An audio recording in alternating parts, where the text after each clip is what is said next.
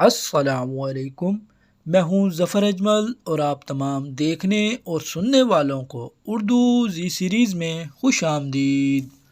نور الدین زنگی کون تھا؟ کی تاریخ کیا تھی؟ رسول کریم صلی اللہ علیہ وآلہ وسلم نے انہیں خواب میں آ کر کس چیز کا حکم دیا؟ ان تمام سوالوں کے جواب جاننے کے لیے ہماری ویڈیو کو اینڈ تک دیکھیں۔ نیز تمام نئے آنے والے دوستوں سے گزارش ہے کہ ہمارے چینل کو سبسکرائب کریں۔ ویڈیو پسند آنے کی صورت میں اسے لائک، شیئر اور کمنٹ ضرور کریں۔ نور الدین کا اصل نام ابو القاسم محمود ابن عماد الدین زنگی تھا، جو کہ زنگی سلطنت کے بانی عماد الدین زنگی کا بیٹا تھا، جس نے تاریخ میں بہت بڑا نام پیدا کیا۔ نور الدین فروری 1118 عیسوی میں پیدا ہوا اور 1146 سے 1176 عیسوی تک 28 سال تک حکومت کی۔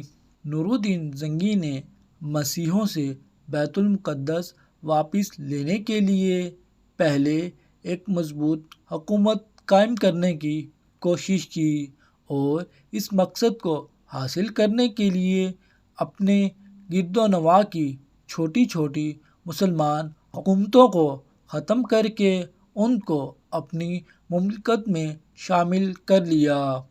شروع میں نور الدین کا دارالحکومت حلب تھا۔ 1549 ہجری میں اس نے دمشق پر قبضہ کر کے اسے دارالحکومت قرار دیا۔ نور الدین نے صلیبی ریاست انطاکیہ پر حملہ کر کے کئی قلعوں پر قبضہ کر لیا اور بعد ازاں ریاست اڈیسا پر مسلمانوں کا قبضہ ختم کرنے کی عیسائیوں کی کوشش کو بھی ناکام بنا دیا۔ دوسری صلیبی جنگ کے دوران دمشق پر قبضہ کرنے کی کوشش کو بھی سیف الدین غازی اور معین الدین کی مدد سے ناکام بنا دیا گیا اور بیت المقدس سے مسیحیوں کو نکالنے کی راہ ہموار کر دی۔ دوسری صلیبی جنگ میں فتح کی بدولت ہی مسلمان تیسری صلیبی جنگ میں فتح یاب ہو کر بیت المقدس واپس لینے میں کامیاب ہوئے۔ نور الدین زنگی کے مشیر خاص کا نام جمال الدین اصفہانی تھا۔ ایک رات نماز تہجد کے بعد سلطان نور الدین زنگی نے خواب میں دیکھا کہ رسول کریم صلی اللہ علیہ وآلہ وسلم دو سرخی مائل رنگت کے آدمیوں کی طرف اشارہ کر کے سلطان سے کہہ رہے ہیں کہ مجھے ان کے شر سے بچاؤ۔ سلطان ہڑبڑا کر اٹھا، وضو کیا، نفل ادا کیے۔ یہ خواب مسلسل سلطان کو 3 راتوں تک آتا رہا۔ جب سلطان نے اپنے مشیر خاص جمال الدین اصفہانی سے اس بات کا ذکر کیا تو مشیر نے کہا کہ حضور آپ یہاں کیا کر رہے ہیں؟ جتنی جلدی ہو سکے مدینہ روانہ ہو جائیں۔ اگلے روز سلطان نے 20 مخصوص افراد اور بہت سے تحائف کے ساتھ مدینہ کے لیے کوچ کیا اور 16ویں روز شام کے وقت وہاں پہنچ گئے۔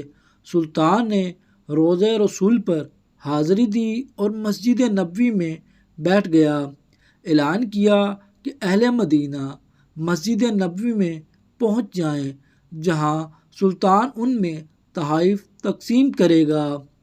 لوگ آتے گئے اور سلطان ہر آنے والے کو باری باری تحفہ دیتا رہا۔ اس دوران وہ ہر شخص کو غور سے دیکھتا رہا، لیکن وہ 2 چہرے نظر نہ آئے جو اسے رسول کریم صلی اللہ علیہ وآلہ وسلم نے خواب میں دکھائے۔ سلطان نے حاضرین سے پوچھا، کیا مدینے کا ہر شہری مجھ سے مل چکا ہے؟ جواب ہاں میں دیا گیا۔ سلطان نے پھر پوچھا، کیا تمہیں یقین ہے کہ ہر شہری مجھ سے مل چکا ہے؟ اس بار حاضرین نے کہا، سوائے 2 آدمیوں کے۔ رات تقریباً فاش ہو چکا تھا۔ سلطان نے پوچھا وہ کون ہے اور اپنا تحفہ لینے کے لیے یہاں کیوں نہیں آئے؟ بتایا گیا یہ مراکش کے باشندے ہیں، دن رات رسول کریم صلی اللہ علیہ وآلہ وسلم پر درود و سلام بھیجتے ہیں اور ہر ہفتے مسجد قباء جاتے ہیں، فیاض اور مہمان نواز ہیں، کسی کا دیا نہیں لیتے۔ سلطان نے کہا سبحان اللہ، اور حکم دیا کہ ان دونوں کو بھی اپنے تحائف وصول کرنے کے لیے فوراً بلایا جائے۔ جب انہیں یہ خصوصی پیغام ملا تو انہوں نے کہا الحمدللہ، ہمارے پاس اللہ کا دیا سب کچھ ہے اور ہمیں کسی تحائف یا خیر و خیرات کی حاجت نہیں۔ جب یہ جواب سلطان تک پہنچایا گیا تو اس نے حکم دیا کہ ان دونوں کو فوراً پیش کیا جائے۔ حکم کی فوری تعمیل ہوئی۔ ایک جھلک ان کی شناخت کے لیے کافی تھی، تاہم سلطان نے اپنے غصے کو قابو میں رکھا اور پوچھا تم کون ہو؟ یہاں کیوں آئے ہو؟ انہوں نے کہا ہم مراکش کے رہنے والے ہیں، حج کے لیے آئے تھے اور اب روضہ رسول کے سائے میں زندگی گزارنا چاہتے ہیں۔ سلطان نے سختی سے کہا کیا تم نے جھوٹ بولنے کی قسم کھا رکھی ہے؟ اب وہ چپ رہے۔ سلطان نے حاضرین سے پوچھا یہ کہاں رہ رہے ہیں؟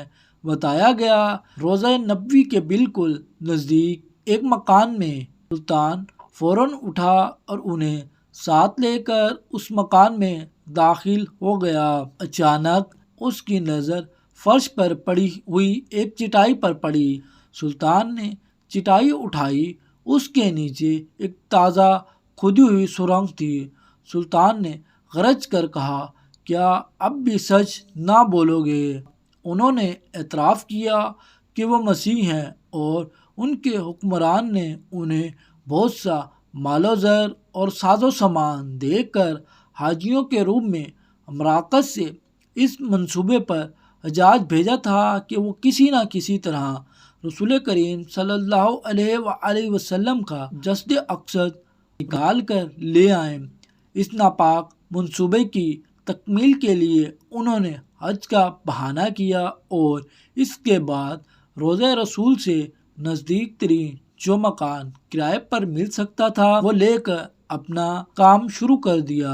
ہر رات وہ سرنگ کھودتے، ہر صبح کھودی ہوئی مٹی چمڑے کے تھیلیوں میں بھر کر جنت البقیع میں لے جاتے اور اسے قبروں پر بکھیر دیتے۔ اور اب جب کہ ان کا کام پایہ تکمیل کو پہنچنے والا تھا تو سلطان نہ جانے کیسے مدینے پہنچ گئے۔ سلطان ان کی گفتگو سنتے جاتے اور روتے جاتے اور ساتھ ہی فرماتے جاتے کہ میرا نصیب کہ پوری دنیا میں سے اس خدمت کے لیے اس غلام کو چنا گیا۔ سلطان نور الدین زنگی نے حکم دیا کہ ان دونوں کو قتل کر دیا جائے اور روضہ مبارکہ کے گرد ایک خندق کھود دی جائے اور اسے پگھلے ہوئے شیشے سے بھر دیا جائے تاکہ آئندہ کوئی بدبخت ایسی مذموم حرکت کے بارے میں بھی سوچ نہ سکے۔ مصر پر قبضہ کرنے کے بعد نور الدین نے بیت المقدس پر حملہ کرنے کی تیاریاں شروع کر دی۔ بیت المقدس کی مسجد عمر میں رکھنے کے لیے اس نے اعلیٰ درجے کا ممبر تیار کروایا۔ اس کی خواہش تھی کہ فتح بیت المقدس کے بعد وہ اس ممبر کو اپنے ہاتھوں سے رکھے گا، لیکن خدا کو یہ منظور نہ تھا۔ نور الدین ابھی حملے کی تیاریاں ہی کر رہا تھا کہ زنگی کو حشاشین نے زہر دیا، جس سے ان کے گلے میں سوزش پیدا ہو گئی جو کہ ان کی موت کا باعث بنی۔ 15 مئی 1174 کو ان کا انتقال ہو گیا۔ انتقال کے وقت نور الدین زنگی کی عمر 58 سال تھی۔